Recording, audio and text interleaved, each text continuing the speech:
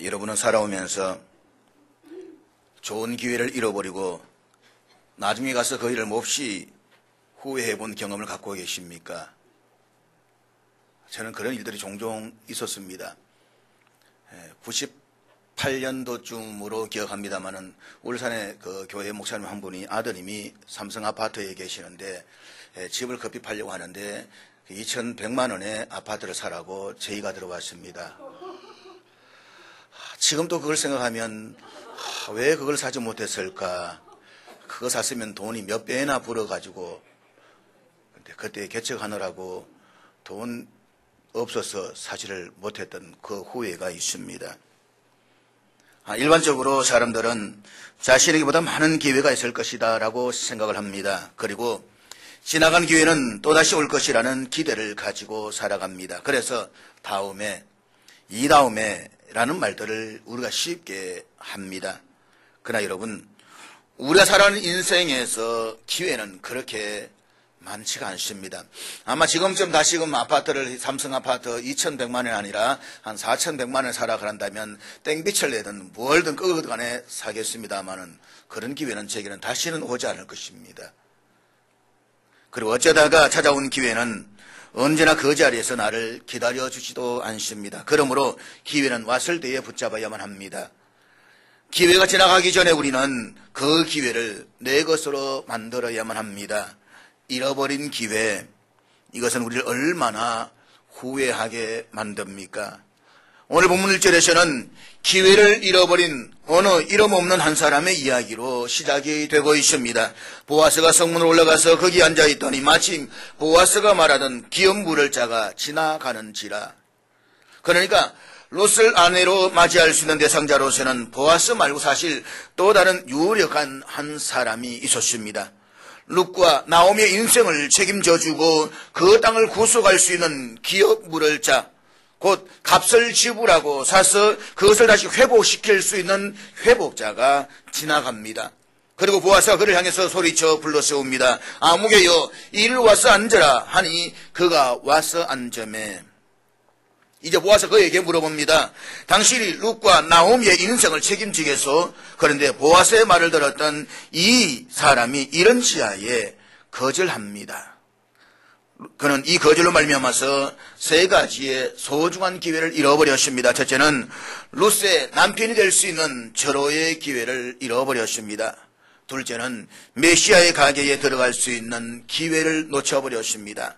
셋째는 이스라엘의 역사를 만들어 하나님 나라에 기여할 수 있는 이 소중한 기회를 잃어버리고 말았습니다. 어쩌면 아무것도 아닌 사소한 사건이라고 생각할 수도 있겠지만, 그러나 이것이 이스라엘의 역사, 하나님 나라의 역사를 만들어가고 있는 중요한 사건입니다.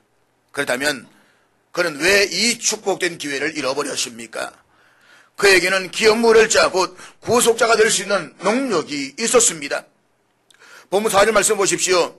이 사람 분명히 나오미 집안에 가장 가까운 사람으로서 책임질 의무를 다하겠다라고 말합니다. 처음에는 기업을 물으겠다라고 이야기를 합니다. 그런데 그 다음에 계속해서 보아스가 당신이 나오미 집안의 기업을 물은다면 모압 여인인 룻을 책임져야 한다. 그리고 그 모든 소유를 다 이 집안에게 물려주어야 된다라는 말 앞에서 그는 6절에서 이렇게 대답을 합니다. 본문 6절 말씀 같이 보도록 하겠습니다. 우리 6절 말씀 다 같이 읽겠습니다. 시작. 그가 기업을 물으지 않겠다라고 하는 본격적인 이유가 무엇입니까? 오늘 본문에 보니까 그 이유를 이렇게 기록하고 있습니다. 자신의 기업에 손해가 있을까 하여. 그러니까 자신의 재산이 축나는 것이 싫다는 것입니다. 좀 더 이야기하면 기업을 물으다 그 땅이 내 땅이 된다라고 했을 때 좋았습니다. 그런데 그 땅을 사서 때가 되면 다시금 나오미 집안에 그대로 물려주어야 된다라고 하니까 내 재산이 축나게 됩니다. 이게 생각하니까 싫더라는 것입니다. 받는 것은 좋은데 내주는 것은 싫다. 그래서 그는 이 놀라운 축복의 기회를 놓쳐버리고 맙니다. 역사 흐른 오늘에 와서 이 과거의 역사적인 에피소드를 평가해 볼 때 그는 결국 더 커다란 손해를 보고 말았던 것입니다. 그래서 기회는 보아스에게로 돌아갔습니다. 보아스는 자신에게 주어진 기회를 능동적으로 붙잡았습니다. 그러나 무명의 친척이 결단할 수 없었던 것을 보아스가 할 수 있었던 이유가 무엇입니까?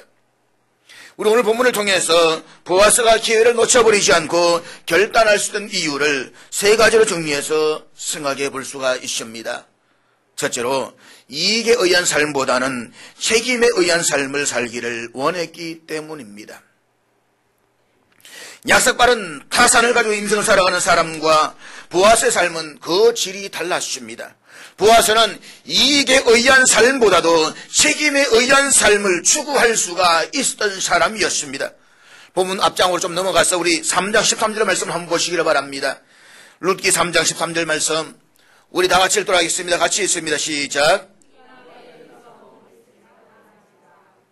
우리 여기 룻기 3장 13절 이 말씀에서 강조되고 있는 단어가 무엇입니까?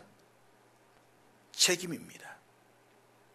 보아스 이 말에서 그가 얼마나 마음속에 책임을 향한 의지가 강하게 있었는가라고 하는 것을 우리가 알 수가 있습니다. 한마디로 말해서 그는 책임 의지가 있었던 사람이었습니다. 사랑하는 여러분, 오늘 우리 가정의 문제가 무엇입니까? 책임을 지는 사람이 없다는 것입니다. 남편이 아내를 향한 책임을 지려고 하지 않습니다. 아내가 남편을 향한 책임을 회피하고 있습니다. 모든 사람들 앞에서 서약을 하고서도 아내를 향한, 남편을 향한 최소한의 윤리적인 책임을 다하지 못하고 있는 이 세대의 무책임한 사람들이 얼마나 많이 있습니까? 그런데 이스라엘에서는 이 책임을 회피하는 사람을 가장 악한 부류의 사람으로 간주했습니다. 윤리적인 이 분위기는 중세까지 지배적으로 작용했습니다. 단테의 신곡에 보면 지옥의 가장 밑바닥에 내려간 사람은 배신자와 책임에서 도피한 사람이라고 그렇게 기록하고 있습니다.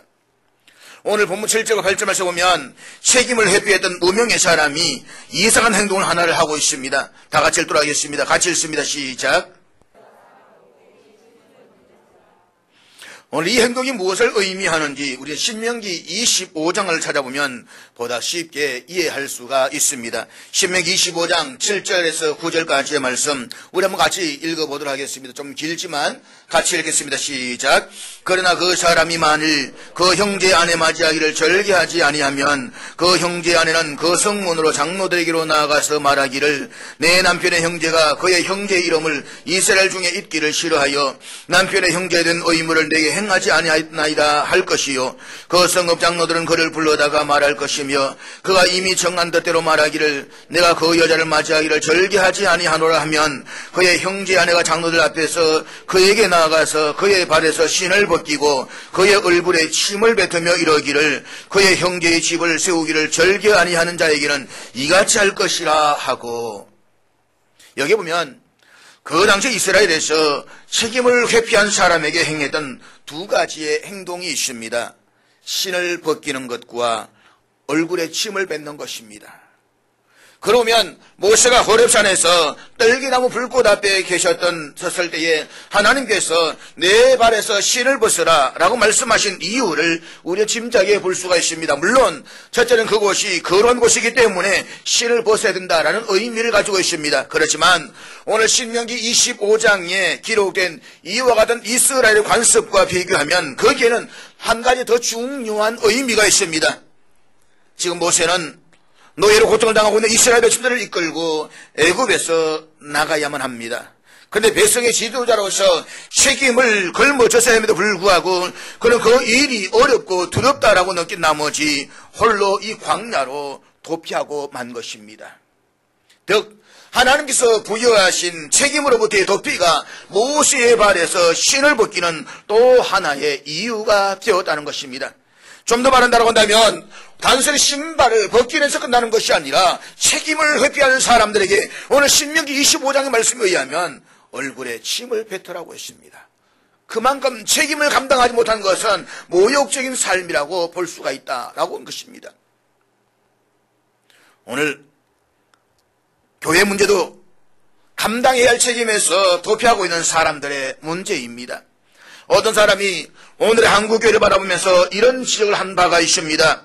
한국교회 최대의 문제 가운데 하나는 다른 나라 교회에 절대적으로 있는 멤버십 제도가 없다는 것입니다. 누군가가 교회에 나오기 시작하면 한번 박수치고 환영하는 것으로 끝나지 정식으로 절차를 밟아서 그를 교인으로 받아들이는 풍토가 한국 교회에는 없습니다. 멤버십이 없다 이 말입니다. 참으로 올바른 지적이라고 저는 생각을 합니다. 그렇기 때문에 한국의 교회에는 적당히 나오는 우물쭈물 교인들이 많이 양산되고 있습니다. 우리나라가 지난 1997년에 IMF를 당하면서 교회도 빈익빈 부익부 현상이 갈수록 심화되고 있습니다. 지난주에 학회 모임이 있어서 우리 함께 모여서 이야기하는 가운데서 앞으로 한국교회 살아남을 이유가 무엇일까? 앞으로 한국교회는 어떻게 해야만 살아날 것인가를 이야기를 밤새워서 이야기를 나누었습니다. 그 이야기를 나눈 가운데서 두 가지의 답이 나왔습니다. 대형교회, 초대형, 빅 메가처치가 되든지 아니면 강소교회가 되든지 작지만 강한 교회가 되든지 대형교회든지 두 개의 교회만 살아남을 것이다. 이 교회다 저기에 다른 교회는 사라질 것이다 라고 이야기를 했습니다. 여러분 보십시오. 우리나라는 지금 대기업은 살아남지만 중소기업들은 거의 지금 지리멸렬 추구하고 있습니다. 그렇지만 대만은 어떻습니까? 대만은 대기업 제도가 없습니다. 중소기업입니다. 중소기업들로 인해 가지고 대만 기업은 어떤 IMF, 어떤 글로벌 위기에도 흔들리지 않는 탄탄한 경제적 구조를 가지고 있습니다. 그래서 오늘 한국교회가 앞으로 살아남기 위해서는 대형교회보다는 100명 정도에서 150명 이 정도의 강소교회를 이끌 때에만 그 교회가 선교적 사명을 올바로 감당할 수 있는 건강한 교회로 나갈 수 있다라고 이야기를 합니다. 그러면서 부산에 있는 어느 목사님이 이야기를 하는 것입니다. 부산 어느 대형교회는 우리가 이야기 다 하는 교회입니다. 그 대형교회는 매주일 예배를 드리기 위해서 출석하는 교인들 가운데서 이름 없이 바람처럼 왔다가 사라지는 유령교인이 전체 등록교인 가운데 3분의 1이나 된다라고 말합니다. 등록하지 않고 그냥 왔다가 가는 교인. 옛날에 그런 노래가 있잖아요. 왔다가 그냥 갑니다. 그렇게 간다는 거죠. 이건 한국교회 문제라고 하는 것입니다. 여러분, 이러한 현상은 부끄럽지만 이미 솔직히 한국교회의 보편적인 현상으로 자리를 잡아가고 있습니다. 울산에도 대형교회들 들어보면 상당한 교인들이 분명히 우리 교회는 오는데 우리 교인이 아니라는 것입니다. 목사님 만나서 이야기하다 보면 분명히 저 교회는 매주일마다 11시 되면 정확하게 예배를 들어오는데 만나서 보면 이야기하다 보면 살짝 피해가는데 우리 교회는 아니라는 것입니다. 그런 교인이 너무 많다는 것입니다. 그렇기 때문에 한국교회는 책임 없는 교인들을 양산하는 비극을 되풀이하고 있다는 것입니다. 여러분, 사회봉사를 모토로 하고 있는 사회 인사들의 사교단체인 로타리 클럽을 아십니까? 로타리 클럽. 아주 유명한 로타리 클럽입니다. 이 로타리 클럽의 회원들은 자기의 클럽을 위해서 가지는 이 책임감과 충성심이 아주 굉장히 대단합니다. 이 로타리 클럽 회원들은 분명히 자기 가슴에 로타리 클럽 배지를 달고 언제나 참석을 합니다. 이 얼마나 자부심이 강한지 모릅니다. 그런데 예수 그리스도를 구주로 고백하고 영원한 믿음의 공동체인 교회 교인들은 이 로타리 클럽의 회원들이 가지고 있는 그 책임감과 충성심도 가지고 있지 못하다라고 하는 것입니다. 교회 다니고 있지만 공동체 의식이 없습니다. 입으로는 살아계신 하나님의 영광을 살겠습니다 라고 말합니다. 그렇지만 복음을 위해서 자기의 삶과 시간과 재물을 투자하기에 그렇게도 인색한 모습을 보면 책임에서 도피하고 있는 약삭빠른 교인이라는 생각이 들지 않을 수가 없습니다. 교회에서 직책이 주어져도 그 직책에 대해서 책임을 짓지 않습니다. 지난 20세기에 위대한 신학자였던 칼 바르트가 세계 1차 대전을 일하기 바로 직전에 교회와 성도를 던졌던 메시지가 생각이 납니다. 그런 당시에 생기가 없는 교회, 열매도 없는 낡은 진리와 낡은 꿈에 관해서 마치 중년불처럼 중물거리는 교회를 향해서 이런 말을 던졌습니다. 오늘의 교회는 복음과 아무런 관계도 없습니다. 교회는 예수가 이 세상에서 원했고 이 세상에서 가지고 왔던 것과는 정반대가 되었습니다. 18세기 덴마크의 철학자이요 신학자였던 키에르케고르는 당시의 교회와 교인들의 삶을 바라보면서 이런 말을 했습니다. 오늘날 그리스도 개는 있으나 그리스도의 뒤를 따르는 사람은 없다. 많은 사람이 시간이 되면 교회로 몰려옵니다. 이미 사회가 기독교 사회가 되어 있기 때문에 교회 안 나갈 수는 없습니다. 교회 안 나가면 뭔가 마음이 허전하고 뭔가 좀 부족합니다. 그래서 요시장 교회는 나옵니다. 그렇지만 내가 교회라는 책임이 없습니다. 신앙이라는 사회적 책임이 없습니다. 그냥 매주 반복되는 그 삶 속에서 그렇게만 흘러가고 있던 그 당시의 교회들. 그래서 히틀러가 전쟁을 일으켰을 때에 독일의 교회는 히틀러를 메시아니즘을 세우면서 오히려 전쟁에 열광했습니다. 그것이 타락한 교회의 모습이었습니다. 사랑하는 여러분, 우리 사회에서 쉽게 경험할 수 있는 오인 가운데 하나가 무엇입니까? 계중 아닙니까? 여행을 가기 위해서 여러 사람들 만나서 만든 계중, 아파트에 친한 사람들끼리 친목을 위해서 만든 계중, 심지어는 술을 좋아해서 술 마시기 위해서 만든 술 계중, 별 계중들이 다 있습니다. 아마 어쩌면 여러분들도 하나 이상의 계중에 들어 있을런지도 모르겠습니다. 옛날에 저희 어머니 때는 자식들 시집 보내고 장가 버린다 해가지고 반지 계중을 늘 들었습니다. 반지 계중. 그런데 이 계중의 개원은 철저하게 자기 편리와 이익을 쫓아서만 간다는 사실입니다. 그 계중에서 자신이 더 이상 무엇이든 어느 것이 없다고 생각하는 순간 그는 가차없이 계중을 떠나갑니다. 탈퇴합니다. 그런데 그와 같은 현상이 오늘 교회 안에서도 쉽게 발견할 수가 있다는 것입니다. 그래서 하는 여러분, 인간 사회에서 책임을 회피하고 자기 이익에만 매몰되게 되면 그 사회는 망합니다. 그 나라도 망합니다. 그 교회도 망하고 그 가정도 망합니다. 지금 선진국이라고 불리는 유럽의 그리스가 겪고 있는 위기가 바로 여기에 있지 않습니까? 저들은 공무원 연금을 비롯해서 국가로부터 받는 자신들의 금전적인 이익에만 집중할 뿐이지 자신이 국가를 위해서 다음 세대를 위해서 감당해야 할 책임에 대해서는 회피하고 있는 것입니다. 나라야 망가도 상관하지 않습니다. 지금 내가 먹고 살면 된다는 것입니다. 오늘 우리가 그렇지 않습니까? 우리 지금 보면 복지정책이라는 의해서 자녀 교육비라고 해서 무상복지라는 이름으로 우리 얼마나 공짜를 좋아하고 있습니까? 우리 예숙담에 공짜는 양재물도 먹는다고 했습니다. 그러나 여러분, 다음 세대는 어떻게 할까요? 아니, 우리의 자손들까지는 그래도 그렇게 갈 것입니다. 그러나 그 자녀 세대 되면 아마 우리 심각한 경제적 위기에 빠지게 될 것입니다. 2060년 되면 우리나라 인구는 정점에 달한다고 말합니다. 그때부터 우리는 기하급수적으로 인구가 줄어듭니다. 산업 경제 인력은 사라지고 맙니다. 일할 경제적 활동 인구가 없다는 것입니다. 그러면 우리가 어떻게 할까요? 여전히 우리도 국가연금을 받아먹고 살아야 될 거 아니겠습니까? 국가연금 받으면 그건 누구 돈을 나가야 됩니까? 다 세금 아닙니까? 우리 손자들 세대 되면 이제 할아버지들 먹여 살리기 위해서 더 뼈 빠지게 일해야 되지만 산출이 되지 않습니다. 이것이 그리스도가 지금 국가 채무 불이행, 국가 디폴트 위기에 빠진 하나의 결정적인 원인 가운데 하나다라고 하는 것입니다. 여러분, 개인의 이기주의에 따라서 자신의 이익이 앞선다라고 한다면 그 공동체는 무너진다. 이것은 누가 뭐라고 해도 역사적 사실인 것입니다. 그럼 우리는 약삭빠른 이기주의를 버리고 책임감 있는 존재의 삶을 위해서 기도하셔야만 합니다. 성령께서 내 영혼에 책임 있는 존재로서 충성된 삶을 살기 위한 그러한 의지를 불어넣어 주시기를 기도하셔야만 합니다. 그것이 나라가 살고 교회가 사는 길입니다. 그 길만이 내 가정과 내 자녀와 우리 자녀 손손 대대가 살 수 있는 길인 것입니다. 현대의 혼란의 원인은 이 책임에서 도피하고 있는 사람들 때문입니다.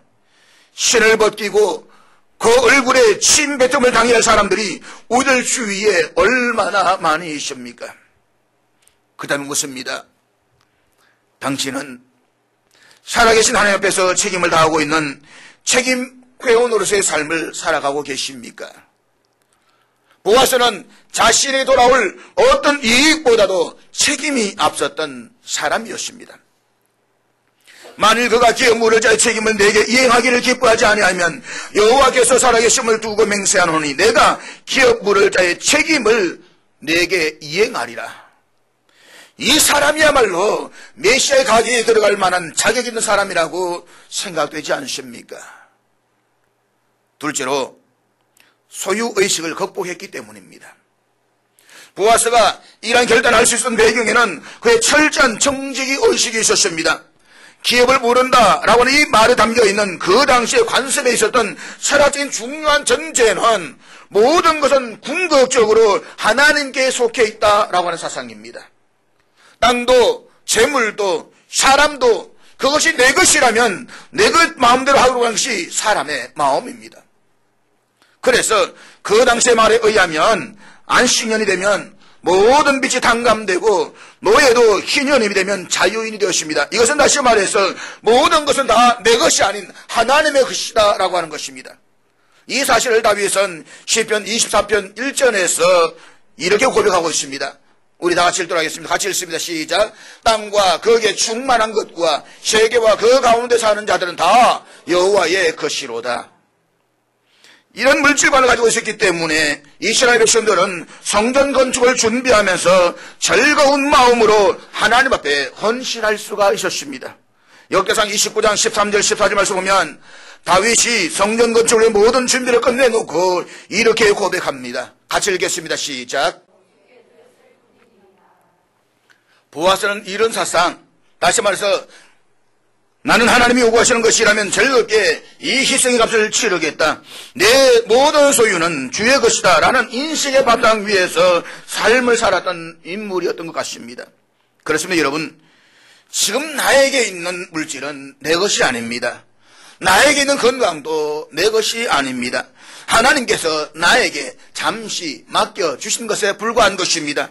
이 신앙에 바로 서 있을 때 우리는 건강한 삶을 살아갈 수가 있을 것입니다. 그런데 오늘 이런 신앙 고백하며 마땅히 이 신앙적 삶을 살아야 할 교인들임에도 불구하고 이런 정직의 의식이 결여된 사람들이 얼마나 많이 있습니까? 저들은 자신에 있는 모든 것이 다 자신의 것이라고 생각을 합니다. 내가 열심히 벌어서 모았기 때문에 이것은 내 것이라는 것입니다. 그렇기 때문에 내가 쓰는데 무슨 상관이냐는 것입니다. 내가 내 마음대로 하는데 무슨 말이냐는 것입니다. 그러나 여러분, 누가복음 12장에 나오는 어리석은 부자의 마지막 사건을 기억하십니까?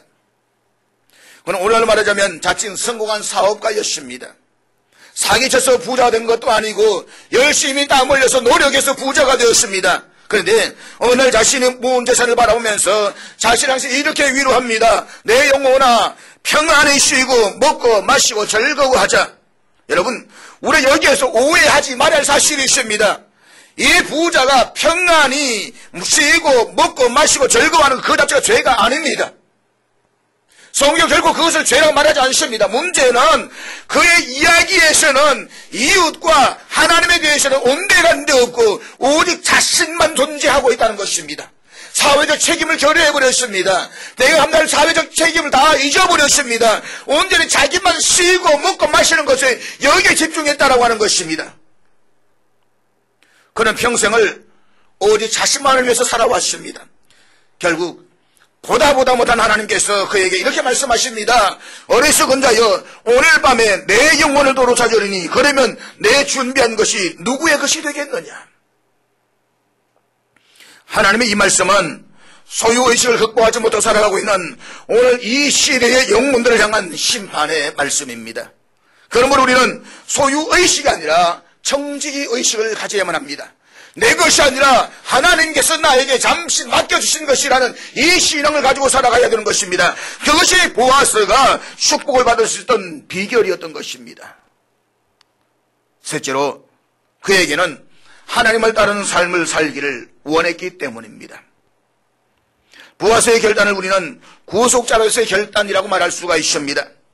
그의 삶의 한 모습은 값을 치르고 다른 사람의 인생을 책임지는 구속자로서의 삶의 모습을 보여주고 있습니다. 사랑하는 여러분, 우리의 삶의 유일한 구속자는 하나님이십니다. 성경이 우리 인생들 향해서 처음부터 끝까지 계속해서 가지고 있는 정 가운데 중요한 것은 이것입니다. 하나님은 구속자이시다. 하나님은 값을 치르고 그 백성들의 삶을 인도하십니다. 그렇다면 이 하나님을 따르고 있는 사람들에게 있어서도 값을 치르고 그분을 따라가는 것은 너무나도 당연하지 않겠습니까? 그 이유는 주께서 값을 치르고 나를 구속하셨기 때문입니다. 이 하나님을 따르는 삶의 방식이 바로 보아스로 하여금 이러한 결단을 하게 만들었습니다. 그러나 여러분, 보아스의 손실이 손실이었습니까? 보아스의 희생이었습니까? 아닙니다. 어떻게 되었습니까? 결론을 보면 하나님께서 이 사람의 삶을 인정하셨습니다. 반대로 이 결단에서 자기의 조그만한 개인적인 손실 때문에 후퇴하고 말았던 이 친척은 이름조차 알 수 없는 사람이 되었습니다. 성경은 그의 이름이 무엇인지에 대해서 아예 침묵해버리고 있습니다. 사랑하는 여러분, 우리는 잠깐 후면 깨끗이 잊혀질 존재들입니다. 70년, 80년의 한평생을 죽도록 수고하며 열심히 살았는데 내가 죽은 후에 얼마 지나지 않아서 나를 기억하는 사람들이 없다. 참으로 서글프고 슬픈 이야기가 아닐 수가 없습니다. 그러나 주님을 위해서 하나님의 뜻에 순종하기 위해서 희생값을 치루었던 보아스는 우리가 그 이름을 지금도 알고 있고 그 이름을 높이고 있습니다. 하나님께서 그를 인정하셨습니다. 그리고 책임에서 높였던 사람은 하나님께서 철저하게 무시해버리셨습니다.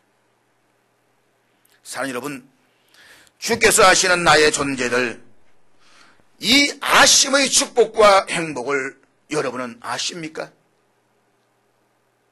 하나님께서 보아스를 축복하셨습니다. 룻기의 마지막 장면을 보면 그에게서 이스라엘의 위대한 왕 다윗이 태어납니다. 그리고 다윗의 계통에서 예수 그리스도께서 오십니다. 다시 말해서 보아스는 구세주의 조상이 되었습니다. 이것보다 더 크다는 명예가 어디에 있겠습니까? 이것보다 더 크다는 축복이 어디에 있겠습니까? 사랑하는 여러분, 우리들 주위에는 눈에 보이는 것들을 붙들려고 하다가 눈에 보이지 않는 중요한 것을 잃어버린 사람들이 있습니다. 눈에 보이는 것, 몇 분의 재산을 붙들려고 하다가 돈을 주고 살 수 없는 인생에서 가장 소중한 것을 내동댕이 치는 사람들이 있습니다. 그것은 참으로 어리석은 짓입니다. 어느 날인가 초라해진 자기 현실 앞에서 그때 내가 왜 그렇게 반응했는지, 눈에 보이는 것 때문에 인생에서 더 소중한 것을 잃어버려야 했는지에 대한 후회가 있을 뿐일 것입니다.